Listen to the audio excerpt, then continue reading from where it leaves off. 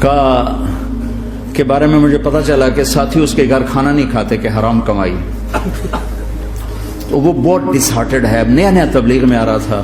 میرا آگے کہیں سفر تھا, جماعت میں جا رہے تھے, کراچی سے آگے جانا تھا. تو میں نے اسے فون کیا کہ میں آ رہا ہوں, میں کھانا تیرے گھر کھاؤں گا. تو وہ کہنے لگا میرے گھر؟ میں نے کہا ہاں تمہارے گھر. پھر کہنے لگا میرے گھر؟ میں نے کہا ہاں تمہارے گھر. کہا واقعی میرے گھر؟ میں نے کہا ہاں واقعی تمہارے گھر. کہا یہ تو میرا تو گھر تھا, کوئی نہیں کھانا کھاتا, کہتے حرام ہے. میں نے کہا میں اتنا بڑا مولوی نہیں ہوں, میرا گزارا ہو جائے گا.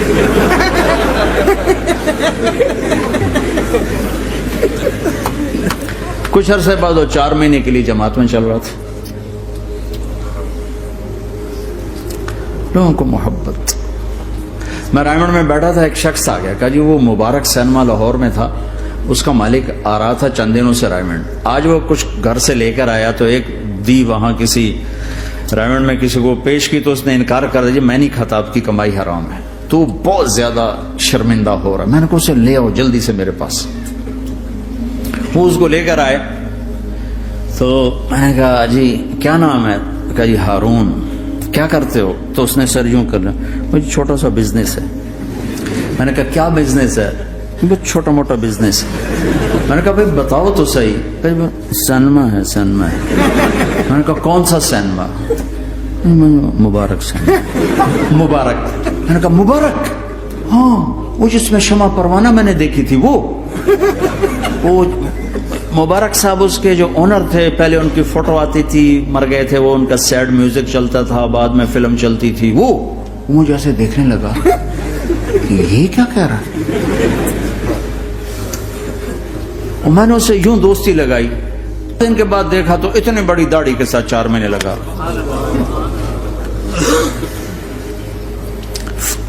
لوگ فتوے دینے میں بڑی جلدی کرتے, بدگمان بڑی جلدی ہوتی. کسی میں 100 خوبیاں ہوں, ایک کمی ہو, ساری پہ کانٹا پھیر دیتے. میں اپنے ڈیرے میں تھا, ایک انجینئر پڑھا لکھا بڑا آ گیا. تم تبلیغ والے منافق ہو, تم تبلیغ والے جو ہے اوپر سے کچھ ہو, اندر سے کچھ ہو, یہ کرتے یہ کرتے یہ کرتے. شروع میرے ڈیرے میں تھا, مجھے بولنا نہیں تھا, میرا مہمان تھا. مہمان تو جوتا بھی مارے تو ہمیں سہنے کا حکم ہے. میں چپ کر کے سنتا رہا. جب وہ سارا کچھ بول بیٹھا تو میں نے کہا بھائی صاحب اللہ تعالیٰ نے پرفیکشن نہیں مانگی, کاؤنٹنگ کہا ہے, کاؤنٹنگ کروں گا. 100 نمبر نہیں مانگے, کہا ہے میں کاؤنٹنگ کروں گا. اگر تمہارے 51 ہوئے تو باقی معاف کر دوں گا. تو جو گناہ عیب ثواب آپ بتا رہے ہیں, ممکن ہے اللہ معاف کر دے ان نیکیوں کی وجہ سے جو تبلیغ والے کر رہے ہیں. اور کسی کو برا کہنا یہ اپنے برا ہونے کی پہلی نشانی ہے. میرے نبی نے فرمایا کسی کے برا ہونے کے لیے یہی کافی ہے کہ دوسرے کو برا کہے. یہ میں اسے نہیں کہا, یہ ویسے آپ کو بتا رہا ہوں, اس کو یہ میں نے نہیں کہا, آپ سے عرض کر رہا ہوں کہ میرے نبی نے فرمایا کہ کسی کے برا ہونے کے لیے اتنا ہی کافی ہے کہ دوسروں کو برا سمجھو. میں نے کہا اللہ نے کاؤنٹنگ رکھی ہے, کاؤنٹنگ. اور میں نے کہا یہ جو حکومت پاکستان ہے یہ کوئی اتنی اچھی حکومت نہیں ہے, لیکن یہ بھی اپنے رعایا کے لیے اتنی رحم دل ہے کہ جو لڑکا 33 نمبر لے اس کو پاس کر دیتے ہیں. 67 نمبر نہیں لیے کوئی بھی نہیں کہتا کہ تو فیل ہے, سب کہتے تو پاس ہے, تو پاس ہے, تو پاس ہے. فیل ہونے کا تانا کوئی نہیں دے سکتا, پاس ہے. ٹھیک ہے.